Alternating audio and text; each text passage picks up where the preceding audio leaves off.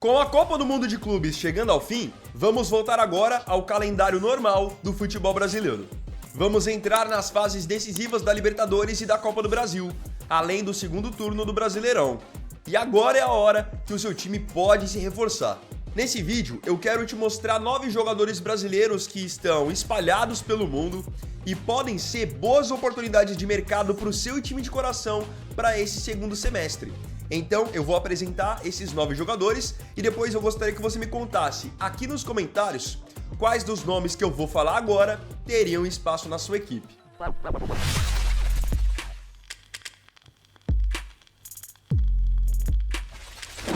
Antes, queria começar dizendo que esse vídeo é um oferecimento do aplicativo SofaScore.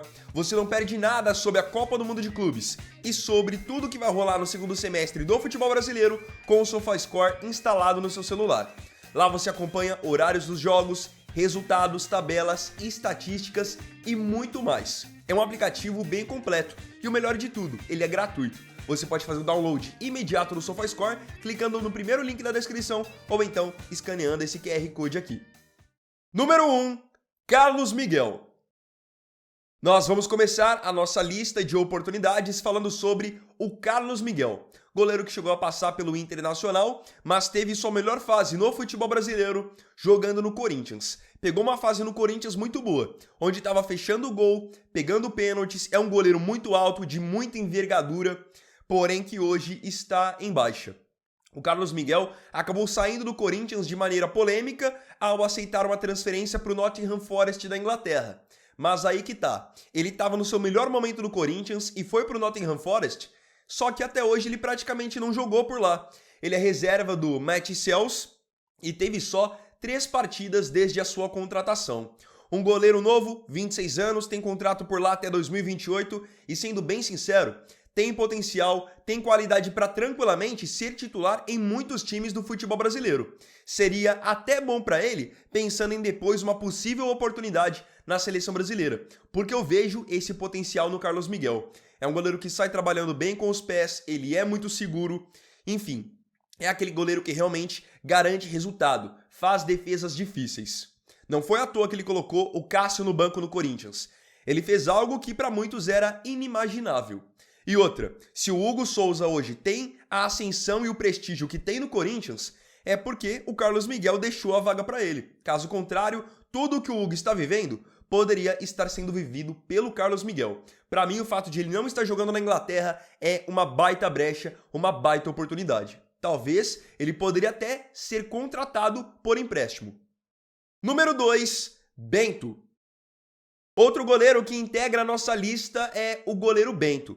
Assim como o Carlos Miguel, ele tem 26 anos apenas, é bem jovem e tem contrato no seu atual time, que é o Al Nassr da Arábia Saudita, até 2028.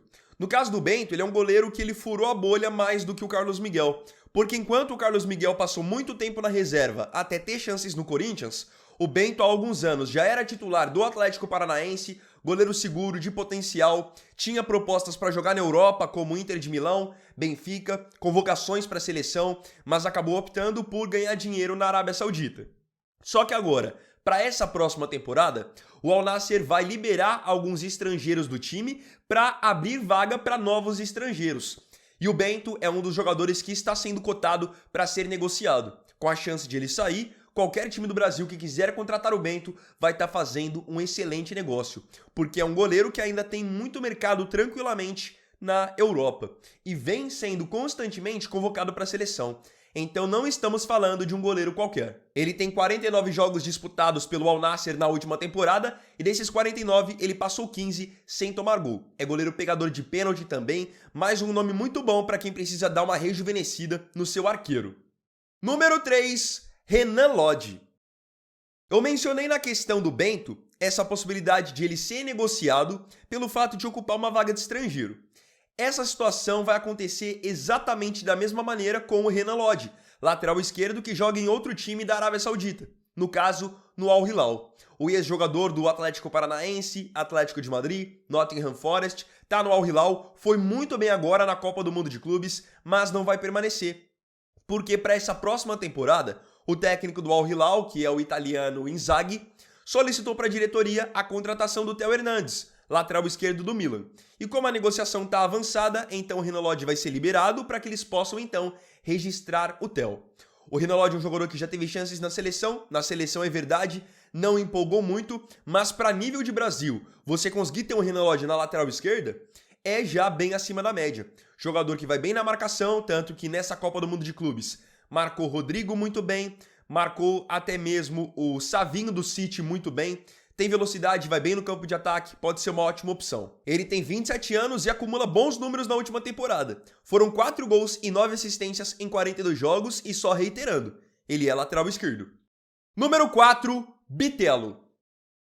Vou falar agora sobre um meio-campista que eu gostava já demais do futebol dele quando ele estava no Brasil e agora ele está de certa forma escondido na Rússia.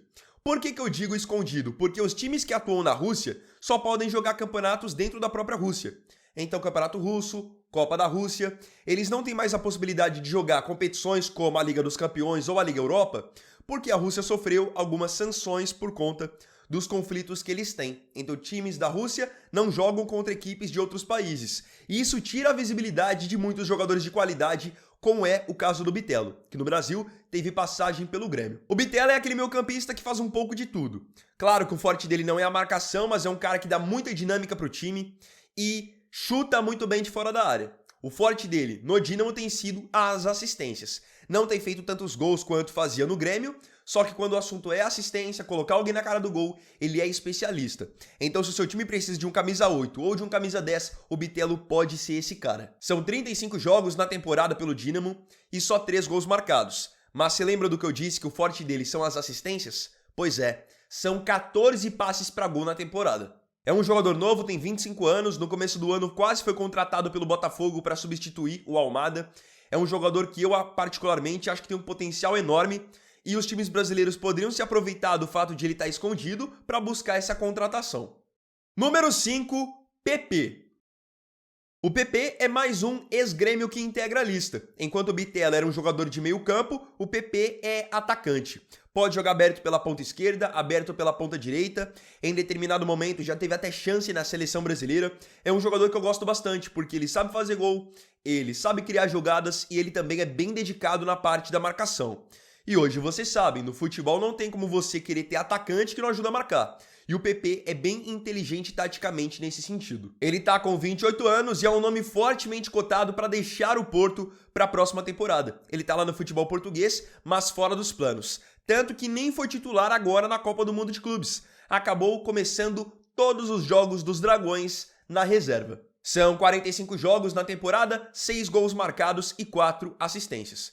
Como eu disse, tem 28 anos, é um nome que eu enxergo também que pode vir a ser muito bem-vindo no Brasil. Quando ele esteve aqui e jogou no Grêmio, ele foi muito bem. Inclusive, fazia muitos gols. É um atacante bem objetivo. Número 6, Luiz Guilherme. O nome que eu vou falar agora é um jogador que ele nunca chegou a ser muito conhecido no Brasil. Ele é mais conhecido pelos torcedores do Palmeiras, porque ele foi uma baita promessa da base do Palmeiras, que chegou no time profissional, mas não foi tão aproveitado assim pelo Abel Ferreira. E rapidamente foi negociado com o futebol europeu, com o West Ham da Inglaterra. O Luiz Guilherme, ele era um baita camisa 10 nas categorias de base do Palmeiras. Inclusive, era muito parceiro do Endrick na base, eles faziam uma parceria muito boa. Meia canhoto, habilidoso, batedor de falta, finalizava bem de fora da área. Só que quando o Luiz Guilherme foi promovido ao profissional do Palmeiras, o Abel começou a utilizá-lo na ponta direita. Então no Palmeiras ele não conseguiu render o seu melhor futebol. Hoje ele está no West Ham na Inglaterra e por lá praticamente não joga. É um jogador muito novo ainda, só 18 anos apenas, então ainda está se adaptando de certa forma à Inglaterra também. Ele teve 13 jogos nessa sua primeira temporada e nesses 13 jogos ele somou apenas 144 minutos, porque em geral ele sempre entrava ali bem no finalzinho das partidas. Jogava 10 minutos um jogo, no outro jogava 5, assim fica difícil você conseguir que o jogador se adapte e ao mesmo tempo consiga te dar um retorno. Então em 13 jogos ele não marcou nenhum gol e não deu nenhuma assistência. Como ele está sendo subaproveitado lá na Inglaterra, é um jogador que também poderia vir para o Brasil e fazer a diferença. Ele tem muito talento. Não entendi por que o Abel não conseguiu aproveitá-lo melhor no Palmeiras. Tem bastante qualidade e é o tipo de jogador que você poderia contratar por empréstimo. Número 7, Giovani. Outro jogador formado na base do Palmeiras que integra essa lista é o atacante Giovani. O Giovani é um jogador que ele foi até campeão da primeira copinha da história do Palmeiras. Formava ataque junto com o Endrick. Jogador muito habilidoso. Esse aqui é um autêntico ponta direita. Canhoto, muito habilidoso, vai bem na jogada individual, mas ao mesmo tempo finaliza bem.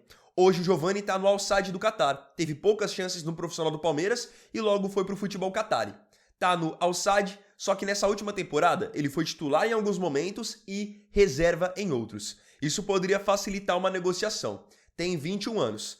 Muita velocidade, enfim, para times que precisam de um ponta direita, eu acho uma baita opção também. Foram 6 gols e 4 assistências em 28 jogos na última temporada. Olho no Giovani. Número 8, Malcom. Malcom é certamente um dos nomes mais bem consolidados dessa lista. Formado nas categorias de base do Corinthians, ele passou por equipes como Bordeaux na França, Barcelona na Espanha, teve muitos anos no Zenit da Rússia, fez até o gol do título da seleção brasileira nas Olimpíadas de 2021, enfim. Malcom dispensa apresentações, tem muita qualidade, muita força física, é um autêntico ponta direita também, canhoto, bate bem na bola, enfim. Ele tá no Al Hilal da Arábia Saudita e tá exatamente na mesma situação do Lodi. Foi bem na Copa do Mundo de Clubes, mas deve ser liberado para abrir vaga para outro estrangeiro no ataque, que é a indicação do Inzaghi. Ele tem 28 anos e, assim, vem de uma temporada com números muito bons. 14 gols e 17 assistências em 49 jogos. É um cara que, claro, eu tô indicando pro futebol brasileiro, mas tem mercado de sobra ainda na Europa. Gosto muito do futebol do Malcom. Número 9, Endrick. Para muitos vai parecer loucura eu estar colocando o Endrick na lista, mas eu vou explicar para vocês a situação direitinho. Endrick tem só 18 anos ainda, acabou de viver a sua primeira temporada como profissional do Real Madrid e todo mundo já conhece o seu potencial. Antiga promessa da base do Palmeiras, fez muito sucesso no profissional, sendo bicampeão brasileiro, campeão estadual, decidindo jogos e demonstrando muita personalidade, um grande poder de finalização, que inclusive o levaram até a seleção brasileira, tendo marcado gols contra a Inglaterra, Espanha, México, enfim. Só que agora, essa próxima temporada deve ser uma temporada difícil para o Endrick no Real. E o porquê disso? O novo treinador, que é o Xabi Alonso, ele usa em geral um sistema 3-5-2 ou 3-4-3. E quando ele usa 3 atacantes mesmo na frente, dentre esses atacantes, por vezes ele utiliza meias como atacantes. Então, o que isso significa? Que o Endrick, além de ter a concorrência do Mbappé, ele vai ter que brigar por posição com o Vinícius Júnior, com o Rodrigo, que por enquanto ainda está no time, vai brigar por posição com o Bellingham, com o Arda Güler, que são todos eles jogadores de muita qualidade e que podem fazer uma dessas funções na frente que o Xabi Alonso gosta. Só para efeito de comparação, no Leverkusen, quando ele colocava 3 atacantes, nessa formação, por vezes ele utilizava o Wirtz, que é meia, nessa função mais adiantado. Então a concorrência para o Endrick aumentou. Ele naturalmente já era reserva imediato do Mbappé, e agora nessa Copa do Mundo de Clubes, o Gonzalo Garcia, que era jogador da base, veio arrebentando, fazendo gols e mostrando qualidade. Então é mais um para concorrer com ele. Ou seja, ele tem que brigar com mais gente por posição, e naturalmente pode acabar sendo terceira opção, ficando atrás do Mbappé e do Gonzalo. E aí por que eu digo que ele pode ser uma boa oportunidade de mercado para algum time do Brasil? Porque o Endrick, ele já revelou que ele tem o objetivo pessoal de estar na Copa do Mundo do ano que vem. Como que ele vai estar na Copa do Mundo e ser convocado se ele não estiver jogando, não estiver em evidência? Então nisso, ao invés de ficar de repente mofando na reserva do Real Madrid, algum time brasileiro poderia fazer um projeto para ele jogar mais um ano no Brasil por empréstimo, só para tentar ir para a Copa do Mundo, e depois voltava para a Europa para tentar resolver a sua vida no Real. Claro que pela qualidade do Endrick e pelo potencial que ele tem muito mercado na Europa. Mas ainda assim, você de repente ir para um outro país, ir para uma outra liga, tem a possibilidade de você não se adaptar, de você não ser titular. Enquanto no Brasil, por exemplo, eu enxergo que o Endrick teria espaço na maioria dos times.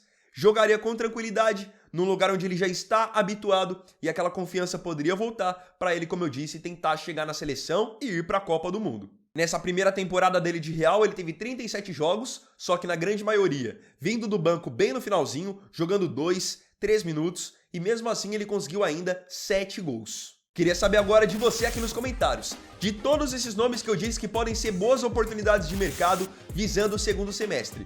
Tem algum aqui que mais chamou a sua atenção e faria a diferença no seu time? Não se esqueça de comentar.